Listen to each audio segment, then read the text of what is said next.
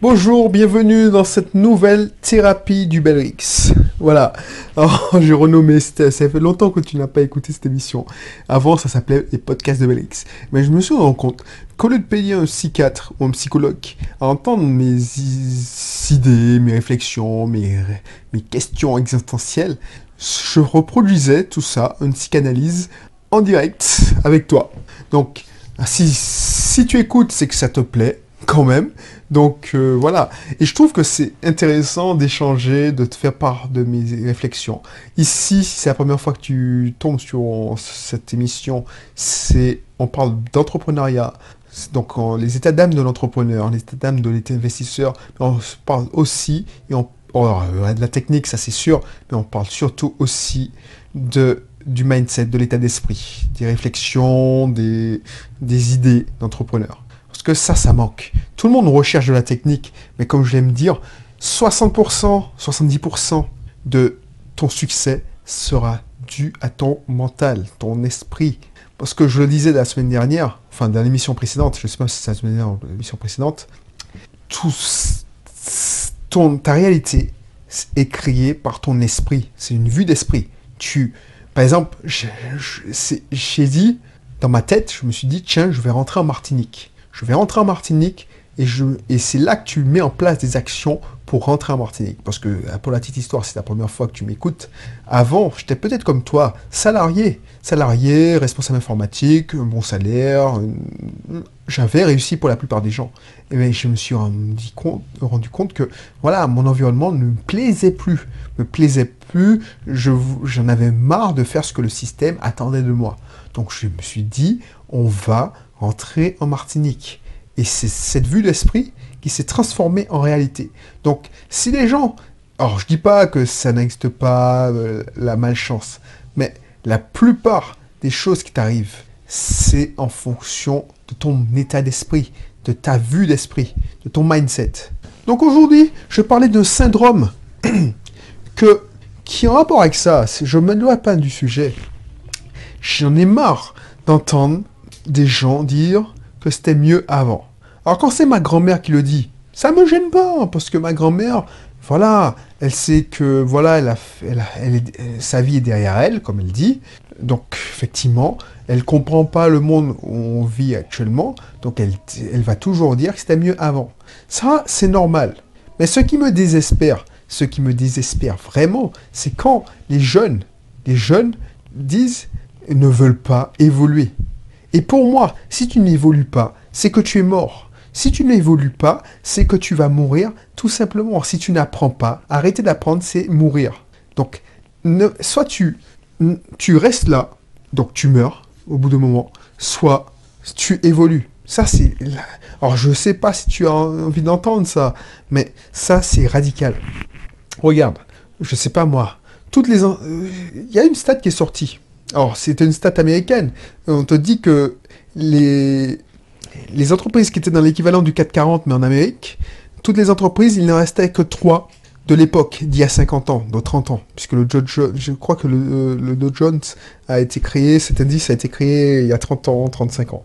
C'est la même chose pour le 440. Si tu regardes bien, toutes les entreprises qui étaient dans le 440 dans les années, on va dire, 70, il y en a peu qui restent en ce moment. Pourquoi ? Parce que ces entreprises ont trouvé un système stable et elles nous ont arrêté d'évoluer.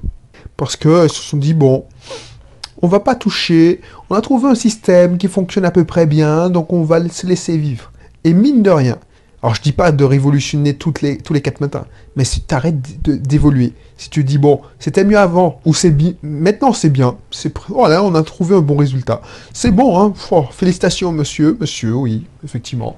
Eh ben, ce qui va se passer, c'est que tu vas te faire dépasser par la concurrence, tu vas mourir lentement, mais sûrement. C'est comme, voilà. Et c'est vrai pour tout. C'est vrai pour tout. C'est vrai pour, alors, je sais pas, dans les entreprises. C'est vrai aussi... Voilà, Kodak, par exemple. Kodak, je vais peut-être raconter cette histoire, mais je l'ai lu dans le livre Bold. Kodak a eu entre les mains le brevet de l'appareil photo numérique. C'est-à-dire que les mecs, dans les années 70, ils ont eu un gars de leur laboratoire ou l'inventeur de l'appareil photo numérique qui est venu leur voir, dire oui voilà j'ai inventé ça. Les mecs leur ont ri au nez. C'est-à-dire que voilà, t'as ton truc là, bon, effectivement au début c'était une photo de piètre qualité, parce que c'était de la merde, enfin c'était des photos de merde, la technologie n'était pas assez avancée. Mais au lieu de dire bon on va améliorer l'idée, c'est l'avenir, ils se sont dit mais non, pourquoi faire ça, va-t'en, casse-toi. Et puis le mec, en pensant qu'il allait voilà, ils ont le monopole, donc le mec il allait se désespérer. Par malheur pour eux, le mec non seulement il a continué parce que c'est un inventeur et il vit pour ça, c'est son dada, mais c'est ça qui les a tués. C'est ça que je te montre. Donc si tu vis dans le passé, c'était mieux avant, ça veut dire que tu n'évolues pas. Tu n'évolues pas, tu es condamné. Si par exemple, je sais pas moi, qu'est-ce que je peux te donner comme... regarde ce qui s'est passé pour Carrefour, tous les grands hypermarchés à la française. Ce qui se passe là, c'est qu'Amazon, au moment où j'enregistre la vidéo, c'est qu'Amazon est en train d'expérimenter le truc, c'est qu'ils font des supermarchés sans caissière. C'est-à-dire que, je sais pas comment ils vont faire, mais le produit est en rayon, le client prend le produit, c'est crédité dans son panier, c'est-à-dire sur son compte. Quand il dépose le produit, c'est recrédité. Ça, ils vont y arriver. Ils vont y arriver, c'est le futur. Ils sont en train de l'expérimenter, je ne sais pas si c'est à San Francisco ou à Seattle, mais ils vont y arriver. Donc ça veut dire que ça va tuer les hypermarchés comme on le connaît. C'est pour ça que Carrefour a fait son plan de restructuration. Ils ont supprimé 2000 postes. Parce que Carrefour est passé du rang numéro 2 ou numéro 1 à rang numéro 9. Parce qu'ils ont oublié de prendre un virage. Leur première erreur, c'est de ne pas avoir pris le virage du drive. Le virage du drive, ben voilà, ils n'ont pas fait, ils se sont fait dépasser par Auchan, ils ont perdu des parts de marché, ainsi de suite. Pourquoi? Parce qu'ils ils ont dit, bon, on va pas faire bouger, c'est mieux comme ça, c'est mieux au présent, c'était mieux avant, donc on va pas bouger. Et tu vois, c'est ça qui est chaud, c'est parce que quand tu changes, quand tu dis c'était mieux avant, tu vis dans le passé et tu te raccroches au passé et tu te bats pour le passé. Alors que c'est le passé, ton histoire a montré que tu peux pas faire contre le progrès. Tu peux pas lutter contre le progrès. C'est comme si, je sais pas moi, au début de l'automobile, quand Ford a créé sa Ford T là, tu disais, ouais, c'était mieux avant. C'est-à-dire, oui, en fait, les cochers, les constructeurs de diligence, on dit, ouais, c'était mieux avant. Regardez. Alors, effectivement, au début, ça fonctionnait pas bien. Alors, c'est pas Ford qui a inventé l'automobile. Je dis une connerie, c'est lui.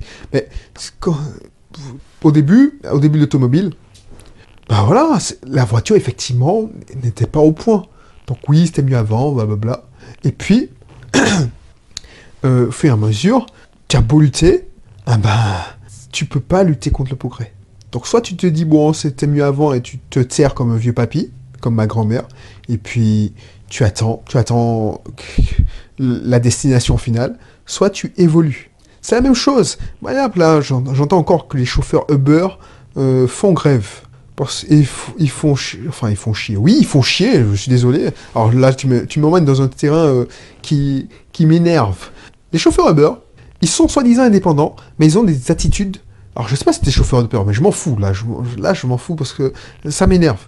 La dernière fois que je regarde le journal, je vois qu'un chauffeur Uber a fait grève. Pourquoi? Parce que le mec, il a une attitude de salarié. Rien ne t'empêche de travailler rien ne t'oblige de travailler avec Uber. Pourquoi tu veux entreprendre, tu veux imposer à une entreprise américaine qui est 100 fois les lois un salaire, une course minimum? Les mecs, ils s'en foutent de ta life. Ils se foutent de ta life. Non, c'est ça qu'il faut retenir.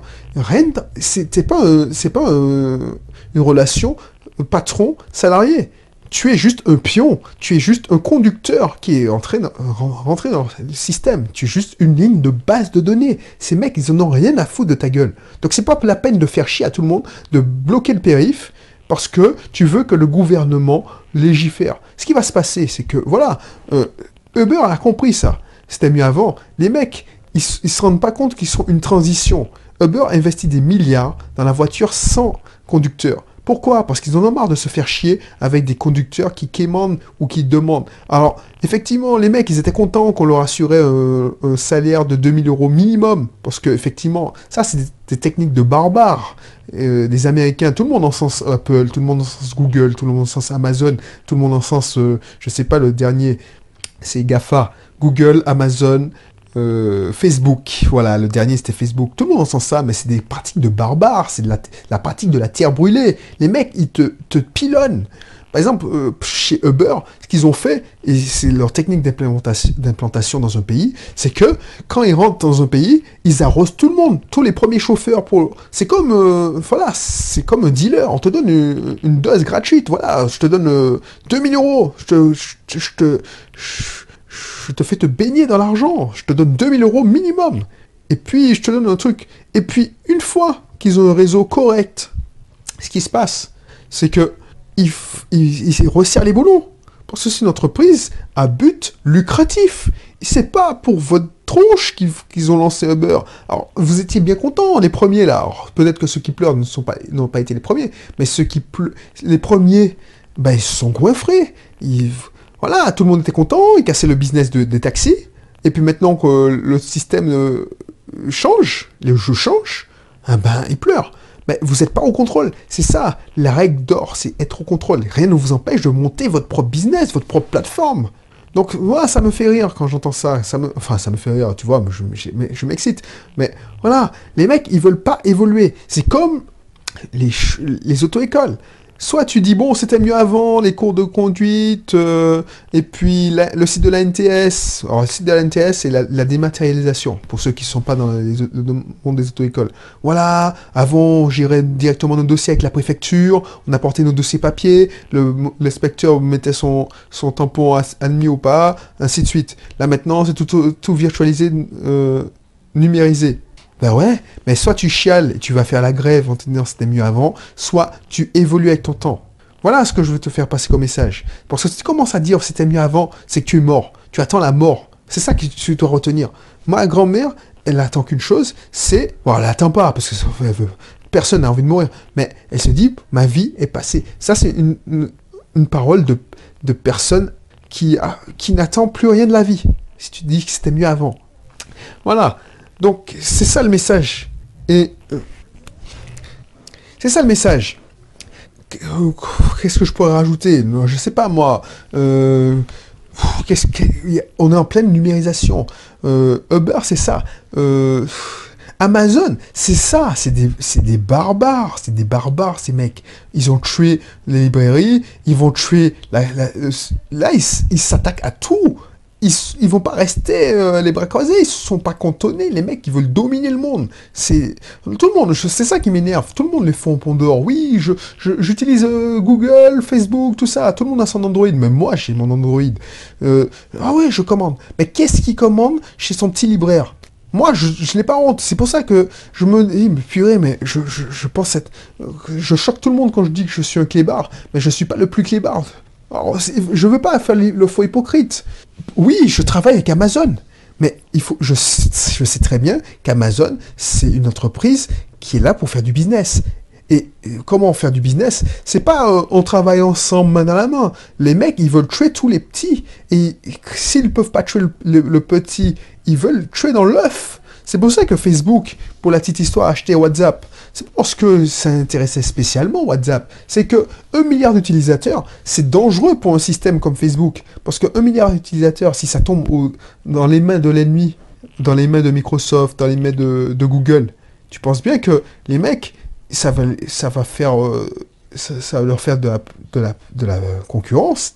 Donc, ils ont préféré acheter WhatsApp, comme ça.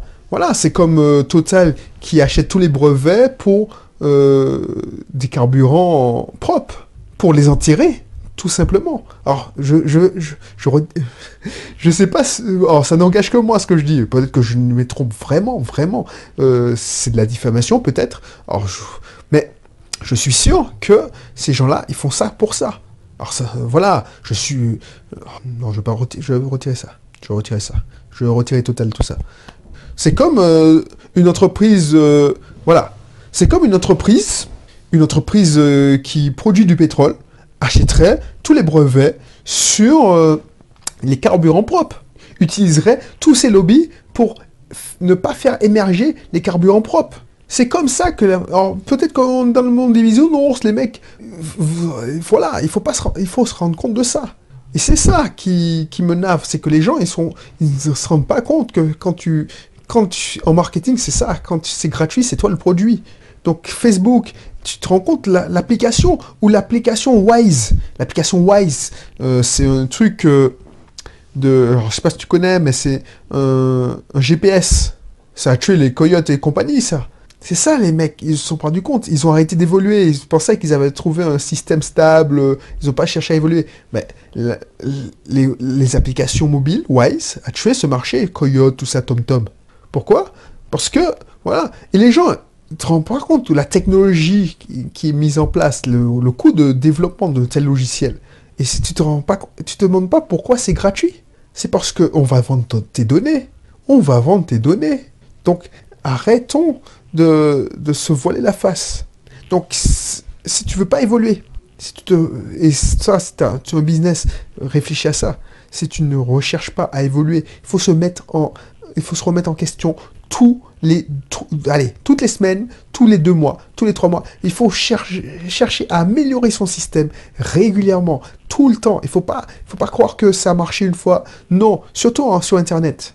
Un business est obsolète rapidement. C'est pour ça que moi, la plupart du temps, c'est que je me forme. Je regarde ce qui se passe, ce qui sort. Je regarde comment Google fait, Amazon. Je regarde comment un tel blogueur américain fait son message marketing. Je regarde comment j'ai vu l'émergence d'Instagram, comment les mecs ils ont fait pour... Voilà, c'est ça que je te propose. Donc je remettrai encore le lien sur ma formation. C'est même pas une formation, c'est un accompagnement parce que moi, si tu n'es pas au courant, je recherche des partenaires qui seront complémentaires, des gens extravertis, qui n'ont pas la peur d'aller vers les autres, qui savent bien s'exprimer, pas comme moi, des gens qui aiment parler, qui aiment aller vers les autres, ouverts. Alors moi, je suis ouvert d'esprit, mais je suis pas ouvert. Je suis pas ouvert, c'est-à-dire je vais vers les autres. Donc, des gens je recherche aussi des gens qui ont le sens du détail, mais qui ne savent pas, étape 1. Donc, en contrepartie, je te ferai bénéficier de mon savoir, de mes 5 ans d'expérience en marketing. Je fais que ça, me former en marketing. Je fais aussi des expérimentations, je fais des expériences, ce que j'appelle la recherche et développement. Je fais des expériences sur YouTube, je fais des expériences sur Facebook. Je t'avoue, Instagram, c'est pourquoi ça m'intéresse. Pour être honnête avec toi, Instagram, je n'ai jamais essayé. Donc, je serais ravi d'échanger avec toi dessus. Donc, j'ai déjà trouvé quelqu'un qui a réussi, on a déjà les résultats d'ailleurs, sur le blogging. Je cherche quelqu'un qui est sur YouTube et Instagram. Facebook, j'ai trouvé quelqu'un qui, je vais prendre en main nous allons travailler sur sa page Facebook, sa communauté Facebook. Voilà. Donc, n'hésite pas. Le message d'aujourd'hui était simple. Apprenez. Si tu n'arrêtes d'évoluer, c'est que tu es mort. Il ne faut pas dire que c'était mieux avant. Oui, il y a certains aspects où c'était mieux avant, mais je peux te garantir, les gens qui disent quoi c'était mieux avant, il n'y avait pas tout ça. Oh, c'est ma grand-mère qui dit ça. Non, rien que des bêtises que tu entends, il y avait moins de meurtres, tout ça. Mais je suis pas d'accord avec elle. Je suis pas d'accord avec elle parce qu'au Moyen-Âge, il y avait beaucoup plus de meurtres, il y avait plus de viols, il y avait beaucoup plus de criminalité, mais ça se savait pas. Voilà. Bref. Donc n'hésite pas à cliquer, et puis je te retrouve pour une prochaine émission. Allez, bye bye.